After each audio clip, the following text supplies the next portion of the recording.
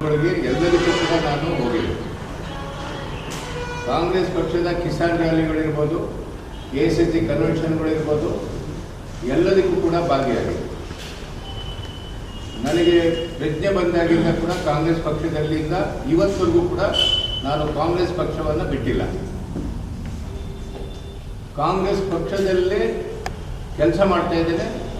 ಎಲ್ಲರೂ ಕೂಡ ಕಾಂಗ್ರೆಸ್ ಪಕ್ಷವನ್ನು ಇವತ್ತವರೆಗೂ ಕೂಡ ನಾನು ಎಲ್ಲೂ ಬಿಟ್ಟಿದ್ದೆ.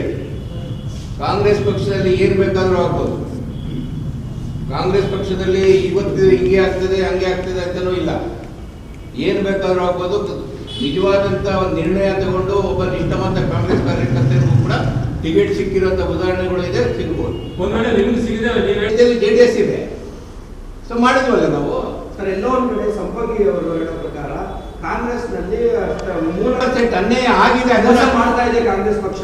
ಅಂದ್ರೆ ಕಾಂಗ್ರೆಸ್ ಪಕ್ಷದ ಹೈಕಮಾಂಡ್ ಇಂದ ಆಗ್ತಾ ಇಲ್ಲ, ಮಧ್ಯವರ್ತಿಗಳಿಂದ ಆಗ್ತಾ ಇದೆ. ಯಾವಾಗ ಬಂಡವಾಳಶಾಹಿಗಳು ಜಾಸ್ತಿ ಆದ್ರು ಅಲ್ಲಿ ಹೈಕಮಾಂಡ್ ಕಂಟ್ರೋಲ್ ಇಲ್ಲ ಅಂತ. ಹೈಕಮಾಂಡ್ ಕಂಟ್ರೋಲ್ ಬರ್ಲಿ ಅಂತಾನೆ ನಿಮ್ಮ ಮೂಲಕ ನಾನು ಕೇಳ್ತಾ ಇರೋದು. ಅವ್ರಿಗೂ ನಿಜಾಂಶ ಹೋಗ್ಬೇಕಲ್ಲ. ಈಗ ಪಂಚಾಯತಿ ಸದಸ್ಯರಾಗಲ್ಲ, ಯಾಕಂದ್ರೆ ಯಾರು ಕೂಡ ದೊಡ್ಡ ಶ್ರೀಮಂತರುಗಳಿಲ್ಲ. ಇದು ಹೋಗ್ಬೇಕು. ಇವತ್ತು ನನ್ನ ಕೂಗು ಏನಂದ್ರೆ, ನಿಜವಾದಂತ ನಿಷ್ಠಾವಂತ ಕಾಂಗ್ರೆಸ್ಸಿನ ಕಟ್ಟಿದಂತವನಿಗೆ ಕಾಂಗ್ರೆಸ್ ಟಿಕೆಟ್ ಅನ್ನ ಮುಂದೆ ಬರುವಂತ ಲೋಕಸಭಾದಲ್ಲಿ ಕೊಡಬೇಕು. ಇವತ್ತು ಆ ರೀತಿಯಲ್ಲಿ ನಾನು ಕೂಡ ಪ್ರಯತ್ನ ಮಾಡಿದ್ದೇನೆ. ಅದಕ್ಕೆಲ್ಲ ಅದು ಸಿದ್ದರಾಮಯ್ಯನವರು ಬಿಟ್ಟಿದ್ದು, DK ಶಿವಕುಮಾರ್ ಅವರು ಬಿಟ್ಟಿದ್ದು, ಅದು ನನಗೆ ಅಭ್ಯಂತರ ಇಲ್ಲ. ಹೈಕಮಾಂಡ್ ನಿರ್ಣಯ ಏನಿರ್ತದೋ ನಾನು ಎಸ್ ಅಂತ ಹೇಳ್ತಾ ಇದ್ದೀನಿ. ಹೈಕಮಾಂಡ್ ಎಸ್ ಅಂದ್ರೆ ಹೇಳಲೇಬೇಕು. ಇವಾಗ ನಿಖಿಲ್ ಕುಮಾರಸ್ವಾಮಿಗೆ ಅವತ್ತು ಹೈಕಮಾಂಡ್ ಎಸ್ ಅಂತ ಹೇಳಿದ್ರೆ ನಾವು ಮಾಡಿದ್ವಿ. ಇವತ್ತು ಅದೇ ನಿಖಿಲ್ ಕುಮಾರಸ್ವಾಮಿಗೆ ಬೈ ಕೊಡ್ಕೋತಾರೆ.